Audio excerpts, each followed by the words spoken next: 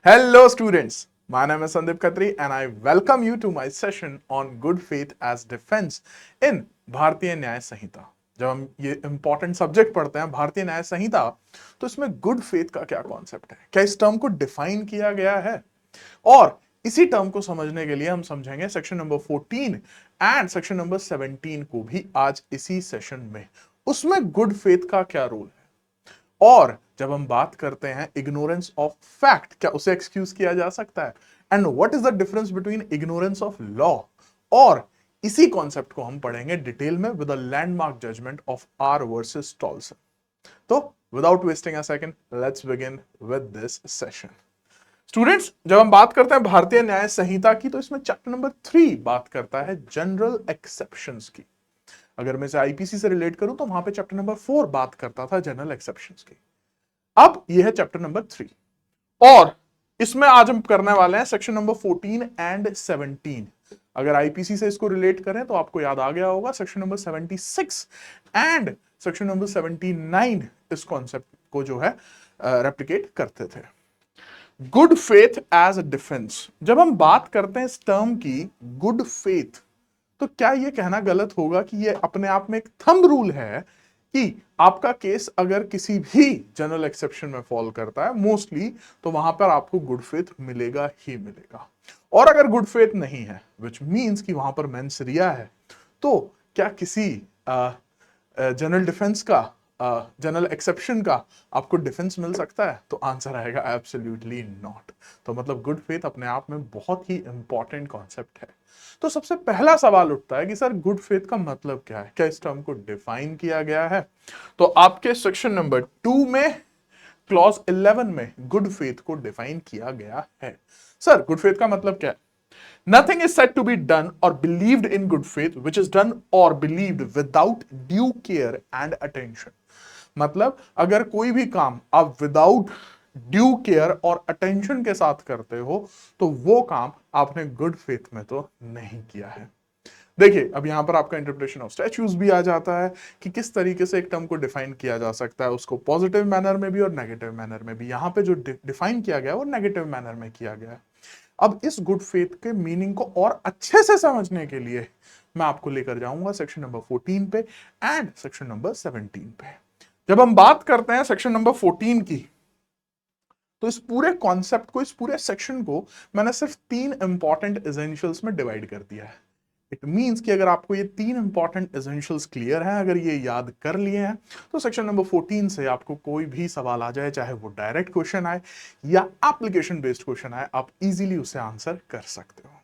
वो 3 important essentials हैं कौन कौन से? सबसे पहला इंपॉर्टेंट एसेंशियल है द मिस्टेक ऑफ फैक्ट। अब इसमें अपने आप में एक कॉन्सेप्ट है, one is mistake of fact, one is mistake of law. पहले इसको मतलब समझते हैं, ठीक है? मेरा नाम संदीप खत्री है, लेकिन आपको लगता है कि मेरा नाम शाहरुख खान है। नाउ कैन आई से कि ये मिस्टेक ऑफ फैक्ट है? व्हाट इज माई नेम, ये अपने आप में एक फैक्ट है। तो अगर आपको लगता है मेरा नाम शाहरुख खान है, तो ये मिस्टेक ऑफ फैक्ट है। आई होप कि मिस्टेक ऑफ फैक्ट का मतलब आपको क्लियर हो गया है। अब दूसरी तरफ बढ़ते हैं, mistake of law. For example, आप ड्राइव कर रहे हैं और रेड लाइट हुई है, और आपको लगा कि रेड लाइट पे तो चलना होता है, रुकना नहीं होता है, और आपने सिग्नल तोड़ दिया। और अब जब पुलिस वाले ने आपको रोका, तो आपने कहा अरे हमें तो पता ही नहीं था कि रेड लाइट पे रुकना होता है, ग्रीन लाइट पे चलना होता है, एंड सो ऑन। आपको वो लॉ नहीं पता था। तो उन सर्कमस्टांसेस में उस सिचुएशन को कहते हैं मिस्टेक ऑफ लॉ। अब इन दोनों में कॉन्सेप्ट क्या है? कॉन्सेप्ट ये है कि मिस्टेक ऑफ फैक्ट को एक्सक्यूज किया जा सकता है, मे be excused, depend upon various circumstances, but वो एक्सक्यूज की जा सकती है। कैसे? अब इसकी इलस्ट्रेशंस में भी पढ़ेंगे। लेकिन मिस्टेक ऑफ लॉ कभी भी एक्सक्यूज नहीं हो सकता, विच मीन्स कि अगर मैं कहूं कोई ऑफेंस करने के बाद कि मुझे तो पता ही नहीं था कि ये ऑफेंस होता है, क्योंकि मैंने तो इंडियन लॉ को पढ़ा ही नहीं, या I was ignorant about that, तो क्या मुझे उसका डिफेंस मिलेगा? क्या उसको एक्सक्यूज किया जा सकता है? And there comes the concept, the answer is no, never. जिसमें आपका एक फेमस मैक्सिम भी आ जाते हैं, ignorance of law is no excuse and ignorance of fact may be excused. ठीक है? अब यहीं पर एक पॉइंट और डिस्कस कर लेते हैं कि सर अगर कोई फॉरेनर आता है इंडिया में, फॉर एग्जांपल कोई यूएस सिटीजन है और वो इंडिया में आता है और इंडिया में आकर वो कोई ऐसा एक्ट करता है जो अपने आप में ऑफेंस है, तो क्या उस फॉरेनर को क्या कोई हम एक्सेप्शन दे सकते हैं कि भाई क्योंकि वो तो फॉरेनर है तो उसे नहीं पता होगा ऑब्वियसली, तो क्या हम उसको एक्सक्यूज कर सकते हैं? तो आंसर उसके लिए भी सेम होगा, नो नो। लेकिन सर क्यों, क्या ये इनजस्टिस नहीं होगा? Answer is no. आप जिस लैंड पे हैं ये आपकी ड्यूटी है कि आप उसके लॉस के बारे में पता करें, और अगर आप इग्नोर करते हैं तो यू फेस द लायबिलिटी। जो भी उसकी लायबिलिटी होगी in the terms of fine या किसी भी तरह की कोई पनिशमेंट, वो आपको जो है गो थ्रू करनी ही करनी होगी, तो चाहे वो कोई फॉरेनर हो या ना हो। यहीं पर एक छोटा सा कॉन्सेप्ट और मैं आपको बता देता हूं कि जो फॉरेन लॉ है वो हमारे लिए एज अ फैक्ट कंसिडर किया जा सकता है। थोड़ा सा एडिशनल है, थोड़ा सा नेक्स्ट लेवल है, लेकिन आपको मैं बता दूं कि let's take an example. You can take example out of की फॉर एग्जांपल यूएस में कौन कौन से क्रिमिनल लॉज हैं, ठीक है, और there are good amount of chances कि हमें वो नहीं पता होंगे क्योंकि हमने यूएस के क्रिमिनल लॉज तो नहीं पढ़े हैं, हमने तो इंडिया के क्रिमिनल लॉज पढ़े हैं। तो अब यूएस के क्रिमिनल लॉज क्या है, अगर वो हमें किसी केस में पता करने हैं तो वो हमारे लिए as a matter of fact consider किए जा सकते हैं। ठीक है जी, तो आई होप कि ये मिस्टेक ऑफ फैक्ट क्या है, मिस्टेक ऑफ लॉ क्या है, कौन सा एक्सक्यूज हो सकता है, कौन सा एक्सक्यूज नहीं हो सकता है, ये आपको क्लियर है। अब आते हैं सेक्शन नंबर 14 के तीन इंपॉर्टेंट एसेंशियल पे। सबसे पहला है मिस्टेक ऑफ फैक्ट। इसका मतलब अगर मिस्टेक ऑफ फैक्ट है तो उसे एक्सक्यूज किया जा सकता है as per to section number 14। Second है गुड फेथ, मतलब आपने जो एक्ट किया है वो गुड फेथ में किया है। And the third one is the most important one is bound by law. तो अगर ये तीनों एसेंशियल फुलफिल हो जाते हैं तो उन सर्कमस्टांसेस में आपका सेक्शन 14 का डिफेंस हमें मिल जाएगा। सर अब ये बाउंड बाय लॉ क्या होता है? बाउंड बाय लॉ मतलब कि as per to your legal duty you are bound to do that, जिसमें बेस्ट एग्जांपल आते हैं आपके, कोई सोल्जर है आर्मी में या कोई पुलिस ऑफिसर है। जैसे इलस्ट्रेशंस लेते हैं, इसमें इलस्ट्रेशंस भी आपकी गिवन है, मैं इन्हीं इलस्ट्रेशंस को आपके सामने रख रहा हूं बहुत ही सिंपल लैंग्वेज में। अगर एक सोल्जर है और उसके सुपीरियर ने कहा कि शूट करो, तो अब आर्मी के अगर आपको बेसिक्स पता है तो भाई जो कमांड आई है वो हमें फॉलो करनी है। अब वहां पे बैठ के आप काउंटर क्वेश्चंस, ऐसा क्यों, वैसा क्यों, ये क्यों, वो क्यों, ठीक है, वो चीजें नहीं कर सकते हो। तो जो सुपीरियर ने कमांड दिया है उसको फॉलो अप करना है, राइट? तो उसने फॉलो अप करते हुए शूट कर दिया। अब जब शूट कर दिया तो अब एक सवाल और आता है कि सर क्या यहां पर कल्पेबल होमिसाइड हुआ या मर्डर हुआ? क्योंकि आदमी तो मर गया, सोल्जर ने शूट किया। तो फिर आंसर आता है कि अगर वो मिस्टेक ऑफ फैक्ट था, अगर वो गुड फेथ में था, और अगर वो बाउंड बाय लॉ था, तो उस केस में आपको सेक्शन 14 का डिफेंस जो है वो मिल जाएगा। एक एग्जांपल से देखते हैं। A soldier fires on a mob by the order of his superior officer in conformity with the commands of the law. A has committed no offense. जिसका मतलब है कि अगर आप एक ऐसे पर्सन हो जो कि बाउंड बाय लॉ, तो बाउंड बाय लॉ में तो उसी का एग्जांपल आएगा जो कि लीगली आपको ये काम करना ही करना होगा। तो मतलब कोई ऑफिसर एंड सोन, इसीलिए यहाँ पे सेकंड एग्जांपल आपके पुलिस ऑफिसर का बन सकता है या कोई कोर्ट का ऑफिसर बन सकता है कि जज साहब ने आपको ये करने को कहा है तो आपको वो करना पड़ेगा। That is your bound by law. ठीक है, जैसे फॉर एग्जांपल अगर एक ऑफेंस हुआ है तो इन्वेस्टिगेशन कौन करेगा? The investigation officer, the police officer. अब क्या उसमें मेरे ऊपर, क्या मैं बाउंड हूं? क्या संदीप खत्री बाउंड है इन्वेस्टिगेशन करने के लिए? Answer is no. मैं पुलिस ऑफिसर नहीं हूं, मैं बाउंड बाय लॉ नहीं हूं।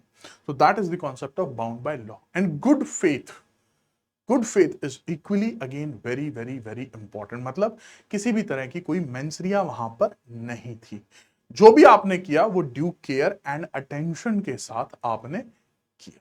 सो अगर ये एसेंशियल फुलफिल हो जाते हैं तो आपको सेक्शन 14 का डिफेंस मिल जाता है। एक और एग्जांपल ले लेते हैं।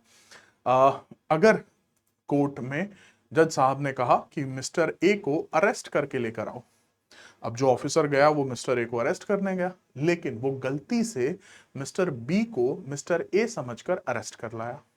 अब क्या ये मिस्टेक ऑफ फैक्ट है? Answer is yes. लेकिन क्या ये गुड फेथ में किया गया? Answer is again yes. और जो उसने किया क्या वो बाउंड बाय लॉ था? Answer is yes.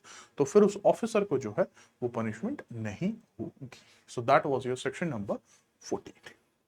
इसी को आगे कंटिन्यू करते हैं और पढ़ते हैं सेक्शन नंबर 17 के साथ। सेक्शन नंबर 14 और 17 में सिर्फ एक ही पॉइंट का डिफरेंस है।